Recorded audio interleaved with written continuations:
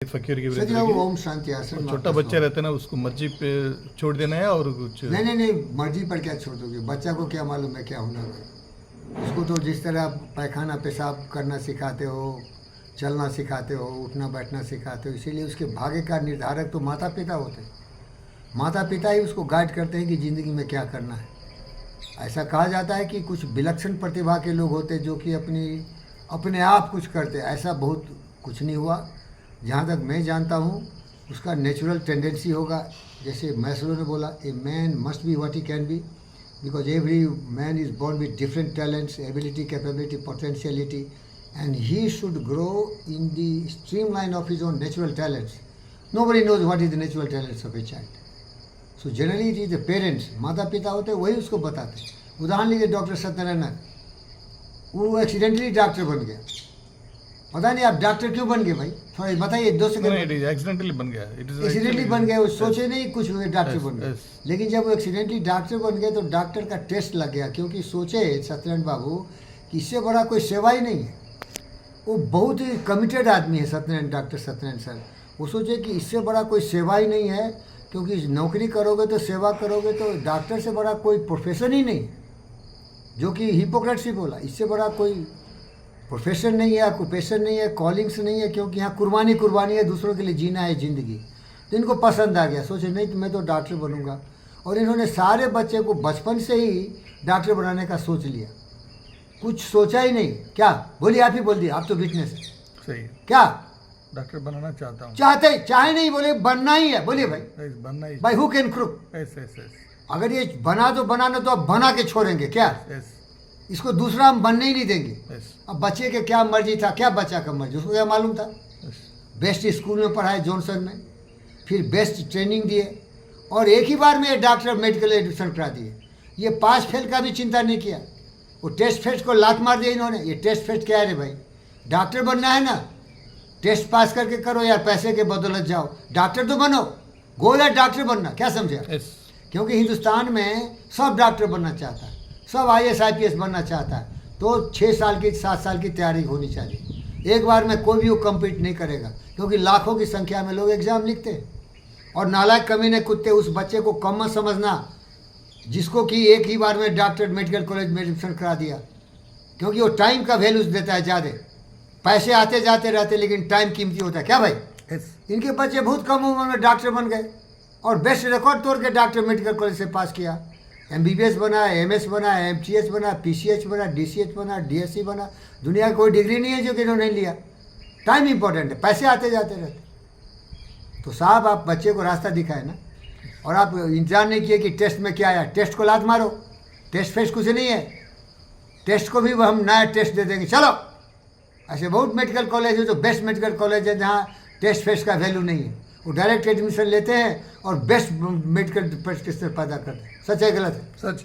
अगर आपको भी डाउट हो कि मेरा बच्चा पहली बार में कोर्स पास नहीं किया, तो भूल जाइए, कोई भी एक बार में पास नहीं होता है। ना IAS पास होता है, ना कोई वर्ल्ड कंपटीशन पास होता है। 5-7 बार परीक्षा देना पड़ता है। नहीं समझे क्या? क्योंकि लाखों की संख्या में रहती है। कोई 10 साल से तैयारी किया, 1 साल में कैसे उसे कम्पीट करेंगे भाई? बोलिए। सही। तो अपने बच्चे पर कभी नहीं सोचना कि एक बार दिया नहीं हुआ तो मैं फटाक से दे दिया उसको बड़े मेडिकल कॉलेज में। अरे गवर्नमेंट मेडिकल कॉलेज क्या है, भर हुआ है। देखा है ना, उस दिन गया था, क्या हुआ? रूम नहीं है, बिल्डिंग नहीं है। सब एम्स नहीं होता, याद रखना। एम्स हाथी के दांत है दिखाने के। करोड़ों रुपया का गेट है भैया। मोदिया, तुम्हारे एम्स का गेट ही है 2 करोड़ का। अरे साला, काबिल डॉक्टर रखना 10 करोड़ से ज़्यादा वैल्यू वाला गेट दिखा रहा है क्या? ये लाल किला बना रहा है क्या, या ताजमहल बना रहा है? अरे इंसान बड़ा होता। CV रमन बड़े थे, वो किस बिल्डिंग में रह के रिसर्च किए थे, रमन इफेक्ट, वो कीमती नहीं होता। सत्यनारायण वो आदमी है गुजरी का लाल, ये ज़मीन पर रह के आकाश को नीचे खींच लेता है। तो जिंदा है तो जिंदगी की जीत में यकीन कर, अगर कहीं है स्वर्ग उतार ला जमीन। समझ गए क्या? समझिए। तो अभी आपके पास 2 बच्चे आए हैं, एक अद्वैत है, एक आदित्य है। तो उसके भरोसे नहीं छोड़ना भाई। जैसे सुनील सोनी को बनाए ना, उसको करना। स्टीफी ग्राफ की बात अभी कर रहे थे, अंड्रे गासी की बात कर रहे थे, बोरिस बेकर की बात कर रहे थे, इवान लंडल की बात कर रहे थे, मार्टिन नवरत की बात कर रहे थे, क्रिस एवर्ट लॉयड की बात कर रहे थे, जिमी कॉनर्स की बात कर रहे थे, मैकनरो की बात कर रहे थे, सबकी बात कर रहे थे। मैकेंड्रो को टैलेंट था भाई, वो कभी भी पढ़ना नहीं चाहता था, ऑक्सफोर्ड में एडमिशन कराया था, वो फेंक गया, चला गया टेनिस खेलने, वो नेचुरल टैलेंटेड था, उसको टेनिस से शौक था। लेकिन बाकी जितने का नाम गिना है किसी को शौक नहीं था, समझ रहे क्या। अगासी के बाद ईरानियन बॉक्सर था, उसको शौक था बाप को बेटा को बनना पड़ेगा। STP ग्रैफ देखा टेनिस में बहुत पैसे है, और वो ब्रोकर था, वो बोला नहीं नहीं तुमको टेनिस खेलना पड़ेगा। बोरिस बेकर का बाप भी बोला नहीं टेनिस में बहुत नाम धाम है। उसी तरह मेरा भी शौक था, मेरे नाम धाम है, पैसे हैं, इज्जत ज़्यादा है। तो ज़्यादा क्या होता है सती बाबू, बच्चों को कुछ पता नहीं होता। मैकेंड्रो जैसे कोई टैलेंटेड नहीं होता। बॉर्ग को भी ओरिजिनल शौक था वो, और उसको शौक क्या था, बाप ने उसको बनाया। उसका बाप टेबल टेनिस प्लेयर था, बियॉन बॉर्ग 5 बार विंबलडन, 6 बार फ्रेंच ओपन जीता। उसका बाप टेबल टेनिस चैंपियन में चैंपियन बना, तो टेनिस रैकेट और टेनिस बॉल दिया। तो उसको शौक होगा कि अरे मैं तो टेबल टेनिस खेला, मेरा बेटा लॉन टेनिस खेलेगा, क्योंकि सबसे बड़ा अट्रैक्टिव गेम है लॉन टेनिस। इससे बड़ा गेम कुछ नहीं है भैया, आप जो भी नाम ले लो, समझ रहे क्या। कोई क्रिकेट की बात करता है, कोई कुछ बात करता है, कोई बॉक्सर की बात करता है, लेकिन टेनिस जो गेम है ना, ये रॉयल लोगों का गेम है, महाराजा और बड़े बड़े लोग खेलते। स्टार्टिंग किया था आर्मी का कमांडर इन चीफ, टेनिस उसने डेवलप किया था। तो वही बॉल क्या किया, गराज में से गाड़ी निकाल के वो वॉल पर मार मार के चैंपियन बना। और मैकेंड्रो को तो पढ़ाई में मन ही नहीं था, बाप बहुत रोता था। दोनों बाप बहुत क्वालिफाइड प्रोफेसर थे, वो चाहते थे कि उनका बच्चा प्रोफेसर बने, पढ़े लिखे, क्या खेल फेल में कोई उनको इंटरेस्ट नहीं था, लेकिन टैलेंटेड था। सबका छक्का छुड़ा दिया मैकेंड्रो, ऐसा मारता था, और बॉर्ग ही उसको चैलेंज किया, समझ रहे। तो कहने का बॉटम लाइन यही भैया, माता पिता ही भाग विधाता होते हैं अपने बच्चों का। उनकी मर्जी से ही लोग दिशा निर्धारित करते हैं क्या बनना आपको, उसका डेस्टिनी शेप करते हैं। बाद में भाग भर से मैं भी पिता था, माता तो नहीं था भाई। मैं भी सोचा मेरी बेटी वर्ल्ड चैंपियन बने, लेकिन माता के कुमाता के हाथ में पड़ गई तो भिखारन बना, कुछ नहीं बना। सिपाही मैं नहीं बना, चाचा सिपाही बनाना चाहते थे, विद्वान बन गए।